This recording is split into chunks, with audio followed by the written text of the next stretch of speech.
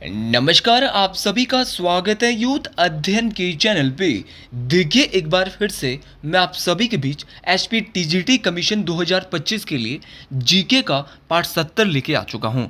Part 70 का जो पहला क्वेश्चन है कि सन 1952 में हिमाचल प्रदेश विधानसभा का प्रथम अध्यक्ष किसे चुना गया था। तो 1952 में जब हिमाचल प्रदेश की विधानसभा बनी थी तो पहले विधानसभा अध्यक्ष जो है वो किसे चुना गया था। तो ये चुने गए थे आपके पंडित जयवंत राम। तो पंडित जयवंत राम जो है वो हिमाचल प्रदेश विधानसभा की पहले अध्यक्ष थे। अगर बात की जाए क्वेश्चन पूछने वाला, क्वेश्चन यहाँ से ये भी पूछ सकता है कि हिमाचल प्रदेश विधानसभा की पहली महिला विधानसभा स्पीकर कौन है। तो पहली महिला विधानसभा जो अध्यक्ष बनी थी वो बनी थी विद्या स्टोक। इस बात को भी आपने याद रखना है। तो विद्या स्टोक्स को भी आपने याद रखना है कि विद्या स्टोक्स कौन थी। तो विद्या स्टोक्स जो है वो हिमाचल प्रदेश विधानसभा की पहली महिला विधानसभा स्पीकर थी। अब क्वेश्चन पूछने वाला क्वेश्चन, आप कमीशन का पेपर देने जा रहे हो, वहाँ पे बेहतर से बेहतरीन क्वेश्चन पूछा जा सकता है। क्वेश्चन पूछने वाला क्वेश्चन पूछ सकता है कि हिमाचल प्रदेश विधानसभा की पहले डिप्यूटी स्पीकर, पहले विधानसभा उपाध्यक्ष कौन थे। वर्तमान वाला भी जानेंगे, लेकिन पहले जानना बहुत जरूरी है। तो हिमाचल प्रदेश विधानसभा के प्रथम विधानसभा उपाध्यक्ष, अध्यक्ष सबको आता है, लेकिन अगर उपाध्यक्ष की बात करें तो उपाध्यक्ष जो थे वो थे कृष्णचंद। कौन थे? कृष्णचंद। तो कृष्णचंद यहाँ पे कौन थे? ये थे आपके हिमाचल प्रदेश विधानसभा के पहले विधानसभा उपाध्यक्ष।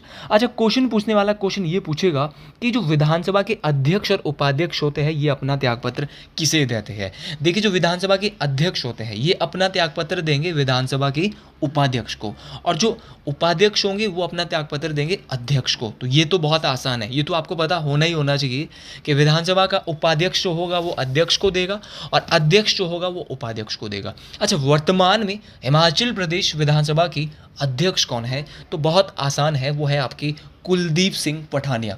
तो कुलदीप सिंह पठानिया जो है वो वर्तमान में क्या है? हिमाचल प्रदेश विधानसभा के अध्यक्ष है। इस बात को आपने याद रखना है। अच्छा, क्वेश्चन पूछने वाला क्वेश्चन आपसे ये भी पूछ सकता है कि वर्तमान में विधानसभा के उपाध्यक्ष कौन है। तो वर्तमान में विधानसभा के जो उपाध्यक्ष है, डिप्टी स्पीकर जो है वो कौन है? आपके विनय कुमार। तो ये भी आपको याद रखना है, विनय कुमार का नाम भी आपको याद रखना है। और ये कहाँ से आते हैं? तो ये रेणुका विधानसभा क्षेत्र से आता है। अगर आप भी एचपी टीजीडी कमीशन की तैयारी करो और आप भी अपना एचपी टीजीडी कमीशन इस बार क्वालिफाई करना चाहते हो तो आप भी जुड़िए हमारे साथ मात्र और मात्र 499 रुपीज़ में। अगर आप भी एक मिडिल क्लास फैमिली से आते हो तो आप इसी बैच को ले सकते हैं, क्योंकि भारी भरकम जो बैच है वो आप नहीं ले पाएंगे, क्योंकि जहाँ पे आपकी 15,000 10,000 फीस होगी वहाँ पर आपकी हिम्मत भी नहीं होगी कि लाइव प्लस रिकॉर्डेड का मतलब है कि जो घर में मेरी बहनें माताएं जो कहीं कोचिंग दूर पार नहीं जा सकती उनके लिए भी बेस्ट है। हर एक सब्जेक्ट यहाँ पे बहुत डिटेल से आपको पढ़ाया जाएगा। यहाँ पर आपके लिए बेस्ट जो रहेगा वो ये रहेगा कि आप रिकॉर्डेड क्लासेस आराम से देख सकते हैं किसी भी समय। आज तक जितनी भी क्लासें हुई है वो भी देख सकते हैं, और आने वाली मान लो आप लाइव नहीं देख सकते, हमारा लाइव टाइम 10:30 बजे से 2 बजे तक हमारी कंटिन्यू 7 से 8 क्लासें एक दिन में चलती है, वो आप नहीं देख पाओगे। तो आपको सेम क्लासेस को एज इट इज़ कभी भी 10 दिन बाद 20 दिन बाद कभी भी देख सकते हैं। अच्छा, आगे बात करते हैं। अब क्वेश्चन पूछने वाला क्वेश्चन और क्या पूछ सकता है? क्वेश्चन पूछने वाला क्वेश्चन आपसे ये भी पूछ सकता है कि आप ये बताइए हिमाचल प्रदेश के प्रथम मुख्य आयुक्त कौन थे।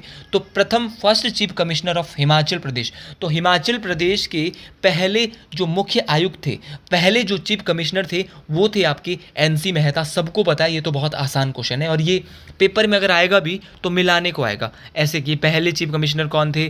तो मतलब ऐसे क्वेश्चन अगर आपसे पूछे भी जाएंगे तो बहुत ही एक अच्छे लेवल पे पूछे जाएंगे। लेकिन अगर क्वेश्चन पूछा जाएगा फर्स्ट डिप्यूटी स्पीकर, तो पहले मुख्य उप आयुक्त जो थे वो कौन थे? तो इनका नाम था ईपी मून, ई पेड्रल मून। क्या नाम था? EP moon. तो ईपी मून का नाम आपको जरूर याद रखना है कि ईपी मून कौन थे। तो प्रथम मुख्य आयुक्त पूछेगा तो एनसी मेहता थे, लेकिन प्रथम मुख्य उपायुक्त पूछेगा तो ई पेड्रल मून थे, ईपी मून थे। लेकिन अगर बात करें हिमाचल प्रदेश के पहले लेफ्टिनेंट गवर्नर की, तो हिमाचल प्रदेश के जो पहले लेफ्टिनेंट गवर्नर थे वो थे मेजर जनरल हिम्मत सिंह। भाई देखो, एक एक बात को आपको याद रखना पड़ेगा। First lieutenant governor of Himachal Pradesh, तो इनका नाम था मेजर जनरल हिम्मत सिंह। अब बहुत बार क्वेश्चन परीक्षाओं में पूछा जाता है, क्वेश्चन क्या पूछा जाता है? क्वेश्चन पूछने वाला क्वेश्चन पूछता है कि हिमाचल प्रदेश के पहले मुख्यमंत्री सबको पता है, डॉक्टर यशवंत सिंह परमार है, लेकिन मुख्यमंत्री के साथ आपका मुख्य सचिव, चीफ सेक्रेटरी का होना बहुत ज़रूरी है। तो हिमाचल प्रदेश के जो प्रथम मुख्य सचिव हैं वो है आपके के.एल. मेहता। ऑप्शन में ही नाम दिया है कि के.एल. मेहता कौन थे, तो के.एल. मेहता जो है वो हिमाचल प्रदेश के पहले आपके क्या थे, पहले चीफ सेक्रेटरी थे, पहले मुख्य सचिव थे। इस बात को आपने याद रखना है। बहुत बार हिमाचल के पहले लोका आयुक्त पूछा जाता है तो जस्टिस टी.वी.आर. टाटाचारी, तो जस्टिस टी.वी.आर. टाटाचारी साहब जो है वो प्रथम लोका आयुक्त है। इस बात को आपने याद रखना है। देखिए काफ़ी हमने इस क्वेश्चन को देख लिया। अब हम आगे जब हमारी ऐसा क्वेश्चन कभी आएगा सीरीज में तो हम और जितने भी है सबको कवर कर लेंगे। अच्छा, अगला क्वेश्चन पूछा जा रहा है कि चिपको आंदोलन, पर्यावरण नेता सुंदरलाल बहुगुणा। जब भी आपको सुंदरलाल बहुगुणा का नाम दिखेगा तो सीधा आपके मन में आना चाहिए चिपको आंदोलन, उत्तराखंड के जो चमोली जिले में हुआ था। देखिए यहाँ से देखिए मैं बहुत ही इंपॉर्टेंट ये सीरीज आपके लिए रहने वाली है, और अगर आपको इस सीरीज रियली में पसंद आ रही है तो कमेंट बॉक्स में जब आप इस वीडियो को पूरा देख लेंगे तो कमेंट बॉक्स में ज़रूर लिखना है जय शिरगुल महाराज, हर हर महादेव। दो में से एक जो भी आपको अच्छा लगता हो आप लिख सकते हैं, क्योंकि शिरगुल महाराज की पूजा तो सिरमौर जिले में की जाती है, लेकिन महादेव की पूजा जो है पूरे जहाँ तक जो है वो मेरी आवाज़ पहुँच सकती है वहाँ तक मुझे लगता है कि हर जगह महादेव की पूजा होती है।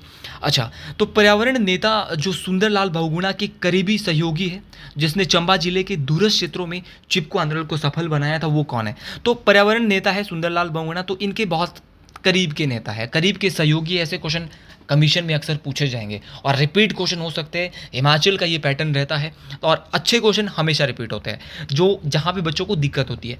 तो दूरस्थ क्षेत्रों में जो चिपको आंदोलन को सफल बनाया था वो बनाया था कुलभूषण उपमन्यु। बहुत बार आपने इनका नाम सुना होगा कि कुलभूषण उपमन्यु कौन थे, तो भैया ये वही कुलभूषण उपमन्यु है जिन्होंने चंबा जिले में जो है इस आंदोलन को, चिपको आंदोलन को क्या बनाया था, सफल बनाया था। अरे बात करें चिपको आंदोलन की तो ये चिपको आंदोलन कहाँ से शुरू हुआ, तो चिपको आंदोलन जो है वो 1973 में उत्तराखंड से शुरू होता है। लेकिन एग्जैक्ट बताइए सर, हमको एग्जैक्ट पूछना है। तो ये जो है वो वनों की कटाई को रोकने के लिए शुरू हुआ था उत्तराखंड की चमोली जिले से। जिला भी आपको याद रखना है, आप ये नहीं बोलना हम हिमाचल से आते तो उत्तराखंड का जिला क्यों याद रखेंगे, ये पूछा गया है पेपर में तो बता रहा हूँ भाई। अब क्वेश्चन पूछने वाला क्वेश्चन पूछने से यही नहीं रुकेगा, वो क्वेश्चन क्या पूछेगा, क्वेश्चन पूछेगा कि चिपको आंदोलन के प्रमुख नेता कौन कौन है। अगर बात की जाए चिपको आंदोलन की प्रमुख नेता की तो इसमें आपका सुंदरलाल बहुगुणा, बहुत बार ये क्वेश्चन पेपर में पूछा जाता है। सुंदरलाल बहुगुणा, आपका चंडी प्रसाद भट्ट और आपका गौरा देवी।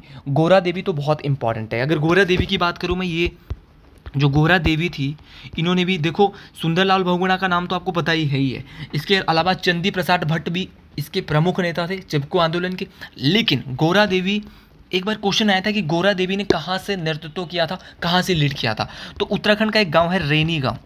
तो उत्तराखंड के रेनी गांव से जो है इनके द्वारा, जो गौरा देवी है इनके द्वारा क्या किया गया था, लीड किया गया था, नेतृत्व किया गया था चिपको आंदोलन का रेनी गांव की महिलाओं की ओर से। ये क्वेश्चन आपको याद रखना है। एक दो नाम और है, एक है बचनी देवी, ये भी चिपको आंदोलन से संबंधित थी, एक बार इनके बारे में भी आया था। और एक है सरला बहन। तो सरला बहन और बचनी देवी का संबंध भी किससे है, तो इनका संबंध भी आपका चिपको आंदोलन से है, ये भी मोस्ट इंपॉर्टेंट है। अब एक नाम और है, देखो वैसे तो एक ही क्वेश्चन के बारे में बहुत सारे क्वेश्चन बन जाते हैं, कमीशन का पेपर देने जा रहे हो तो फिर बनने भी चाहिए। किंकरी देवी, ये प्रसिद्ध पर्यावरणविद है। सीधा क्वेश्चन आता है कि इन्होंने पर्यावरण को रोकने के लिए एक जो है वो अवैध खनन के खिलाफ एक याचिका जाहिर की थी। वो कब की थी, तो ये याचिका जिन्होंने जाहिर की थी किंकरी देवी ने, वो की थी 1987 में की थी। अच्छा, क्वेश्चन पूछा जाता है कि किंकरी देवी हिमाचल के किस जिले से संबंध रखती है, तो अगर बात की जाए किंकरी देवी की तो हिमाचल प्रदेश की सिरमौर जिले से। अब क्वेश्चन पूछने वाला क्वेश्चन एक बार पूछा गया था कि जुगा आंदोलन कहाँ हुआ था। अच्छा, अगर जुगा आंदोलन की बात करें तो जुगा आंदोलन वैसे तो 1883 आपको याद रखना है, लेकिन 1883 से 88 तक जो है वो आपका जुगा आंदोलन हुआ था। मोस्ट इंपॉर्टेंट है, ये बिलासपुर में हुआ था। बिलासपुर के कहाँ पर एग्जैक्ट अगर पूछा जाएगा तो बोलेंगे घेड़वी।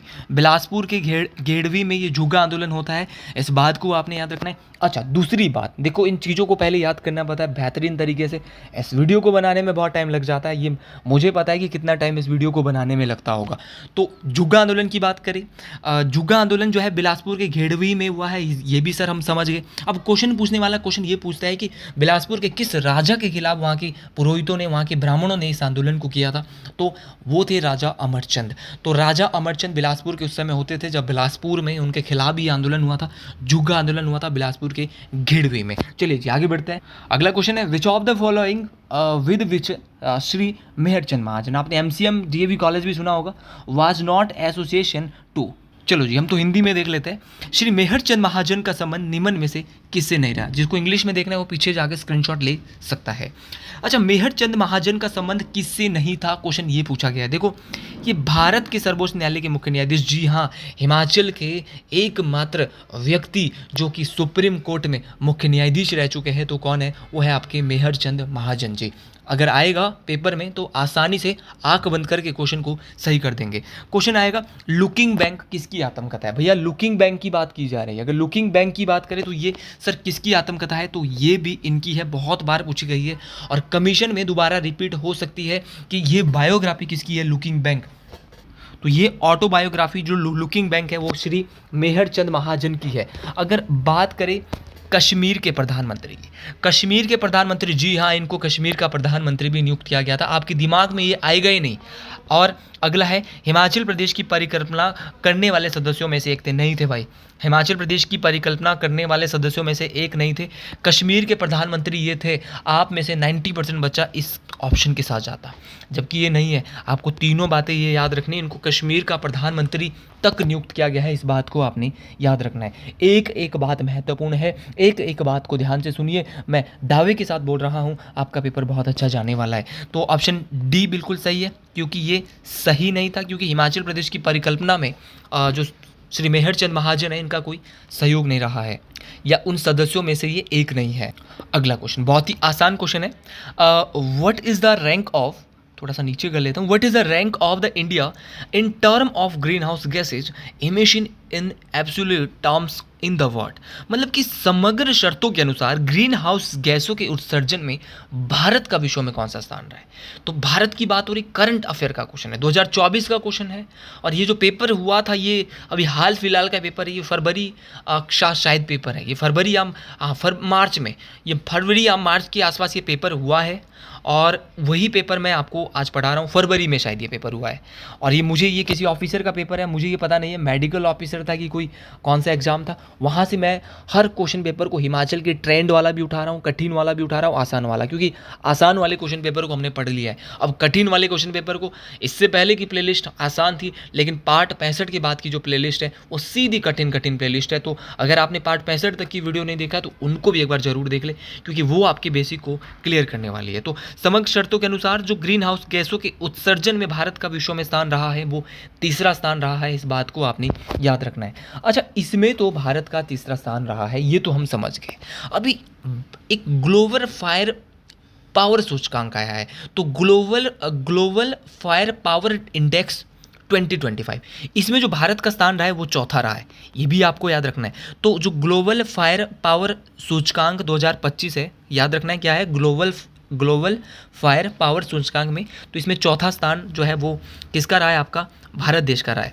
अगर बात करें handle passport index 2024, handle passport, ये पासपोर्ट को क्या करता है, जारी करता है। तो हैंडले पासपोर्ट इंडेक्स 2024 में भारत का जो स्थान रहा है वो आपका 82वां नंबर। बहुत इंपॉर्टेंट क्वेश्चन है, one of the best question, star mark जरूर कर ले, इन डाटा को इकट्ठा करने में बहुत समय लग जाता है। अच्छा, जलवायु परिवर्तन सूचकांक, जलवायु परिवर्तन इंडेक्स 2024 है, 25 है सॉरी, जो जलवायु परिवर्तन इंडेक्स 2025 जो है, इसमें भारत का जो स्थान रहा है वो 10वां रहा है। तो जी हाँ, ये अच्छा स्थान यहाँ पे है। जलवायु परिवर्तन सूचकांक में भारत का कौन सा स्थान है, 10वां है। 82वां कहाँ पे, हैंडले पासपोर्ट सूचकांक में। ग्लोबल फायर पावर सूचकांक में चौथा है। और अगर बात करी एशिया पावर इंडेक्स 2024 की, तो इसमें भी भारत का तीसरा रहा है। और आपका ग्रीन हाउस गैसों के उत्सर्जन में भी भारत का तीसरा स्थान रहा है। क्या बात है, बहुत ज़बरदस्त ये क्वेश्चन है। और अगर इन क्वेश्चन को पेपर के लिए सुनोगे तो यही क्वेश्चन आपको देखने को मिलेंगे कि हाँ जी, अंकुश सर ने जो क्वेश्चन, यूथाधन वाले सर ने जो क्वेश्चन करवाए थे वो कहीं ना कहीं लेवल के क्वेश्चन थे। वर्ष 2023-24 में निम्न में से कौन सा बंदरगाह भारत का सबसे बड़ा माल हैंडलिंग या कार्गो हैंडलिंग बंदरगाह बना था? बहुत आसान क्वेश्चन है। तो भारत का सबसे बड़ा कार्गो हैंडलिंग बंदरगाह जो बना है वो बना है आपका पाराद्वीप बंदरगाह। जी हाँ, ये पाराद्वीप बंदरगाह कहाँ पे है सर, डिटेल से बताइए, एक एक चीज़ को बताइए।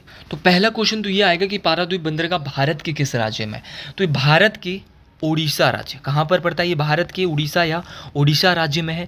और अगर बात की जाए पाराद्वीप बंदरगाह की, तो ये भारत के पूर्वी तट पर स्थित एक प्रमुख बंदरगाह है जो कि बंगाल की खाड़ी के साथ महानदी के मुहाने पर बना है। तो किस नदी के मुहाने पर जो है वो आपका पाराद्वीप बंदरगाह है? तो ये आपका कौन सा है बोले तो महानदी के मुहाने पर है। अच्छा, अगर बात करें आपकी पाराद्वीप बंदरगाह की, तो ये भारत के सबसे बड़े बंदरगाहों में से एक ये भी आता है।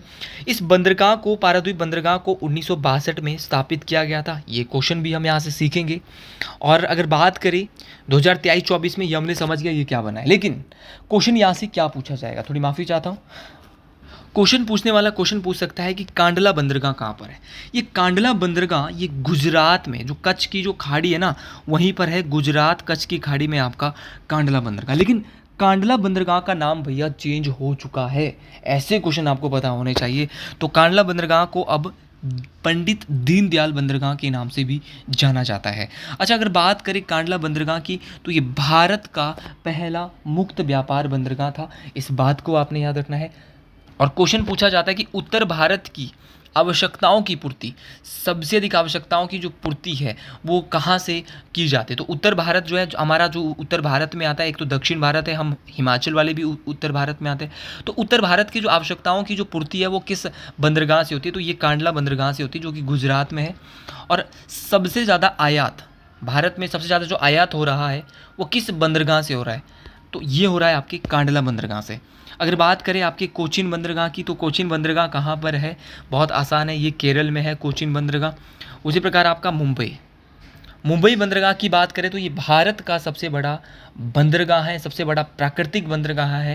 और अगर बात करें इस बंदरगाह की, तो इस बंदरगाह को भारत का प्रवेश द्वार, तो सीधा क्वेश्चन आता है कि भारत का प्रवेश द्वार किस बंदरगाह को कहा जाता है? तो क्या बोलेंगे? मुंबई बंदरगाह को कहा जाता है। मेरे पास क्वेश्चन उतने ज़्यादा नहीं है, लेकिन बेहतर से बेहतरीन क्वेश्चन मेरे पास है। अब मुंबई बंदरगाह पे वजन ज़्यादा हो गया, भार ज़्यादा पड़ गया, और भार ज़्यादा पड़ने के कारण मुंबई बंदरगाह की हेल्प के लिए एक बंदरगाह और बनाया गया जिसका नाम है नाहवा शेवा बंदरगाह। जितने लोग क्लास के साथ जुड़े हैं ना, ध्यान से जुड़ जाइए, ये क्लासेज वो क्लासेज है जो आपको नंबर दिलाने वाली है। तो नाहवा शेवा बंदरगाह भारत का सबसे बड़ा कृत्रिम बंदरगाह कहाँ पड़ता है? महाराष्ट्र राज्य में है। और याद रखना है इसको किसकी बंदरगाह के हेल्प के लिए बनाया गया था? तो भारत के सबसे बड़े प्राकृतिक बंदरगाह मुंबई बंदरगाह की व्यापार के लिए बनाया गया था। और मुंबई बंदरगाह की बात करूँ, इसके बारे में एक बात और छूट गई है। क्वेश्चन आ सकता है कि भारत का उस बंदरगाह का नाम बताइए जहाँ से सर्वाधिक व्यापार होता है। तो सर्वाधिक व्यापार जो होता है वो आपकी मुंबई बंदरगाह से होता है। लेकिन जो सबसे बड़ा कृत्रिम बोले आर्टिफिशियल पोर्ट कौन सा है? तो वो है नाहवा शेवा। अच्छा, बात करें जो नाहवा शेवा बंदरगाह है, इसका अन्य नाम है पंडित जवाहरलाल नेहरू बंदरगाह। और ये मुंबई बंदरगाह के निकट ही है, मोस्ट इम्पॉर्टेंट है। और ये भारत का सबसे बड़ा कंटेनर बंदरगाह, भारत का सबसे बड़ा कंटेनर बंदरगाह, तो भारत का सबसे बड़ा कंटेनर बंदरगाह भी यही है, मोस्ट इम्पॉर्टेंट है। करंट अफेयर का क्वेश्चन है कि फोर्ब्स द्वारा निम्न में से विश्व की सबसे मजबूत या शक्तिशाली मुद्रा किसे घोषित किया गया? तो ये फोर्ब्स है, और इसने जो है वो क्या किया, एक मुद्रा को यहाँ पर बोला है कि ये विश्व की सबसे शक्तिशाली मुद्रा है। तो ये इसने बोला है कुवैती दिनार। इसने बोला है कि जो भाई कुवैती दिनार है वो दुनिया की सबसे शक्तिशाली मुद्रा है। 2-4 मुद्रा मैं आपको यहाँ से रिवाइज करा देता हूँ, क्योंकि अगर परीक्षा में पूछ ली गई तो फिर दिक्कत लेने वाली कोई बात ही नहीं है।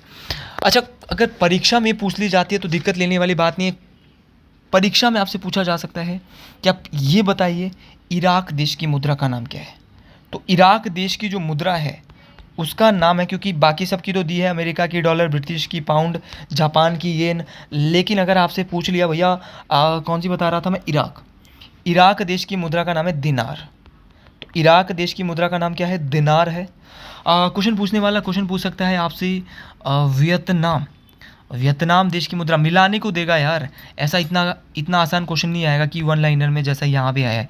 वियतनाम देश की मुद्रा है डांग, क्या है, डांग, डांग जो है वो वियतनाम देश की है। इसके अलावा आपकी थाईलैंड, थाईलैंड की मुद्रा सबको पता होनी चाहिए, थाईलैंड की है बहत, थाईलैंड की मुद्रा का नाम क्या है, बहत है, या बोलेंगे थाईलैंड में बहुत चीज़ें मिलती इसलिए वहाँ की मुद्रा का नाम बहत है। आपका बहुत इम्पॉर्टेंट है आपका ब्राज़ील, ब्राज़ील की किसको पता है, ब्राज़ील की है रियाल, ब्राज़ील की रियाल है। और एक है कुवैत, कुवैत तो हो गया यार, कुवैत की तो दिनार ही है। अच्छा, यूक्रेन की, यूक्रेन की मुद्रा पूछी जाती है, अभी पीछे राजधानी पूछी थी, यूक्रेन तो चर्चा में ही है, तो यूक्रेन की अब मुद्रा भी पूछी जा सकती है। क्यों यूक्रेन जा रहे इतने भारतीय, क्योंकि वहाँ पे एक मुद्रा मिलती है जिसका नाम है हिरवेनिया, लेकिन अब यूक्रेन भी गरीब देश धीरे धीरे बन रहा है, तो हिरविनिया जो है वो क्या है, इसकी मुद्रा का नाम है, यूक्रेन देश की मुद्रा का नाम है। एक और कर लो, एक देश है लक्समबर्ग, लक्समबर्ग देश की राजधानी का नाम लक्समबर्ग ही है, लेकिन वहाँ की मुद्रा का नाम है फ्रैंक। और अगर बात करें आपकी मिस्र देश की, तो मिस्र देश की मुद्रा का नाम भी पाउंड है, और इंग्लैंड देश की मुद्रा का नाम भी पाउंड है, इस बात को आपने याद रखना है।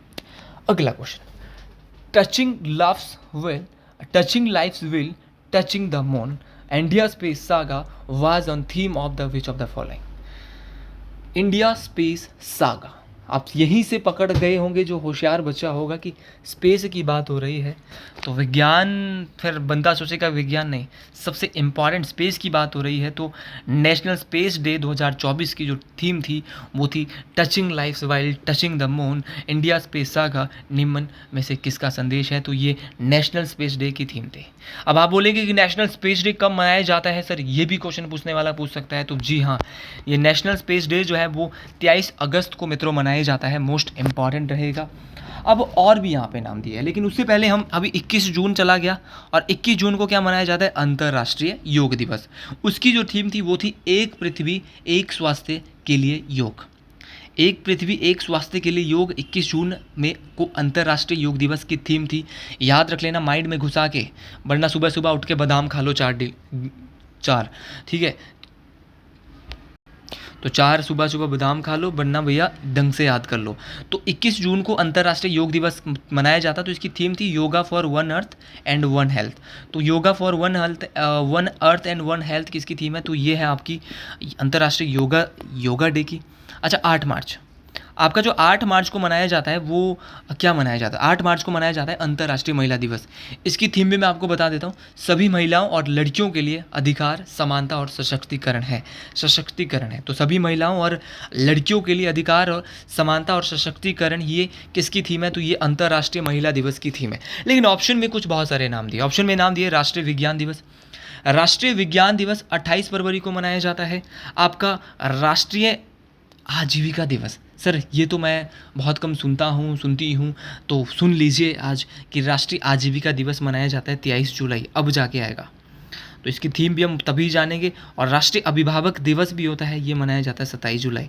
तो पहले आजीविका मिली, किसको मिली, अभिभावक को, कितनी मिली, एक 23 जुलाई को मिली, एक मिली 27 जुलाई को। अगला क्वेश्चन, बहुत ही इंटरेस्टिंग क्वेश्चन आज आपके बीच, छेरिंग तोबगे निम्न में से किस देश के नए प्रधानमंत्री पुनः निर्विक्त हुए, उस समय नए थे फरवरी के आसपास, क्योंकि दिसंबर में ये बने थे।